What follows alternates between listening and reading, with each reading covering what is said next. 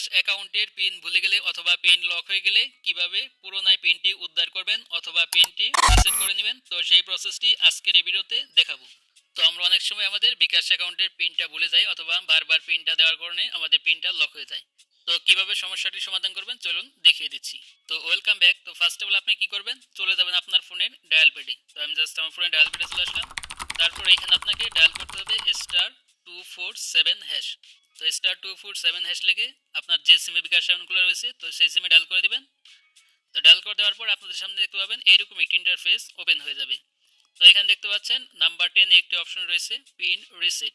তো সিম্পলি আপনাকে এখান থেকে পিন রিসেট এখানে ক্লিক করতে হবে। তো পিন রিসেটে ক্লিক করার পর এখানে জাস্ট আপনি 10 লিখবেন। তো 10 লেখার পর সেন্ডে ক্লিক করবেন। তারপর এখানে দেখতে পাচ্ছেন enter your bKash registration NID number. তো এখানে আপনি যে এনআইডি কার্ড দিয়ে বিকাশ অ্যাকাউন্ট করেছেন তো সেই এনআইডি কার্ডের নাম্বারটা দিয়ে দিবেন। তো আমি জাস্ট এখান থেকে আমার এনআইডি কার্ডের নাম্বারটি দিয়ে দিচ্ছি। তো নাম্বারটি সঠিকভাবে দেওয়ার পর তারপর এখান থেকে দেখতে পাচ্ছেন সেন্ড অপশন আছে। তো সিম্পলি এখান থেকে সেন্ডে ক্লিক করে দিবেন। তো সেন্ডে ক্লিক করে দেওয়ার পর দেখতে পাবেন এরকম একটি পেজ ওপেন হবে। তারপর এখানে দেখতে পাচ্ছেন ইন্টার ইওর বার্থডে ইয়ার। তো এখানে আপনার শুধু জন্ম সালটা দিবেন, আপনার এনআইডি কার্ডের যে জন্ম সালটা আছে তো সেই জন্ম সালটা বসিয়ে সেন্ডে ক্লিক করে দিবেন। তো সেন্ডে ক্লিক করার পর এখানে দেখতে পাবেন এরকম একটি ইন্টারফেস চলে আসবে। তো এখানে দেখতে পাচ্ছেন select a service last 10 transaction of 30 days, অর্থাৎ লাস্ট 90 দিনে আপনার বিকাশ অ্যাকাউন্ট থেকে কি ধরনের লেনদেন করেছেন তো সেটা এখান থেকে সিলেক্ট করতে হবে। তো এখানে দেখতে পাচ্ছেন নাম্বার 1 এ রয়েছে সেন্ড মানি, 2 নম্বরে মোবাইল রিচার্জ, তারপরে payment, pay bill, cash out, bKash to bank, তারপর নাম্বার সাথে দেখতে পাচ্ছেন নো ট্রানজ্যাকশন। তো এখানে আপনি যেটা করবেন তো সেটা এখান থেকে সিলেক্ট করতে হবে। তো আমি যেহেতু মোবাইল রিচার্জ করেছি তার জন্য এখান থেকে নাম্বার 2 সিলেক্ট করব। আর আপনি যদি 90 দিনের ভিতরে কোনো ধরনের লেনদেন না করে থাকেন তাহলে এখান থেকে 7 সিলেক্ট করবেন, নো ট্রানজ্যাকশন। তো এটা সিলেক্ট করে দিবেন। তো আমি যেহেতু মোবাইল রিচার্জ করেছি তার জন্য এখান থেকে নাম্বার 2 লিখে সেন্ডে ক্লিক করব।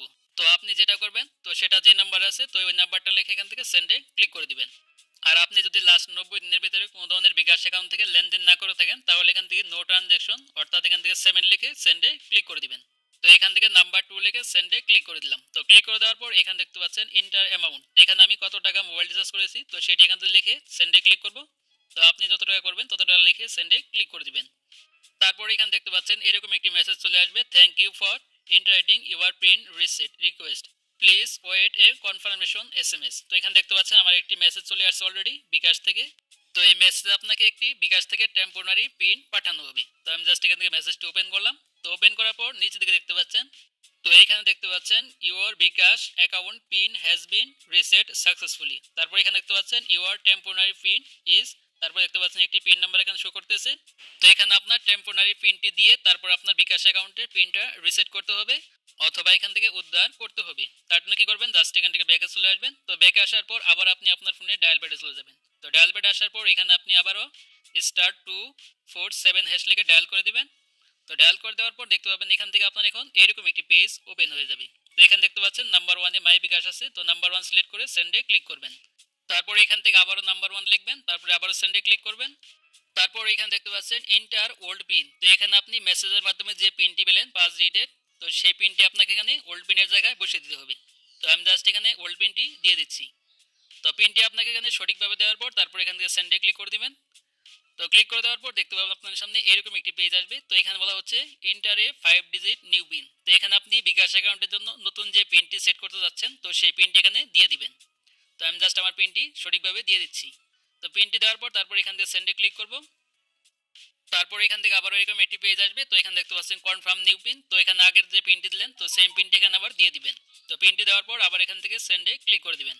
তারপর এখান থেকে দেখতে পাবেন ফাইনালি আপনাদের সামনে এরকম একটি ইন্টারফেস চলে আসবে। তো এখানে দেখতে পাচ্ছেন your bKash pin change successfully, অর্থাৎ আমার বিকাশ পিনটি সাকসেসফুলি ভাবে চেঞ্জ হয়ে গেছে, অর্থাৎ নতুন যে পিনটি সেট করলাম তো সেই পিনটি আমার বিকাশ অ্যাকাউন্টে অ্যাড হয়ে গেছে। তো এখন আপনি চাইলে এই বিকাশ পিন দিয়ে আপনার বিকাশ অ্যাকাউন্টে অথবা বিকাশ অ্যাপসে লগ ইন করতে পারবেন। তো এই ছিল প্রসেস। তো ভিডিওটি ভালো লাগলে অবশ্যই একটি লাইক দিবেন আর চ্যানেল নতুন হলে অবশ্যই চ্যানেলটি সাবস্ক্রাইব করে রাখবেন। তো ভালো থাকবেন, সুস্থ থাকবেন।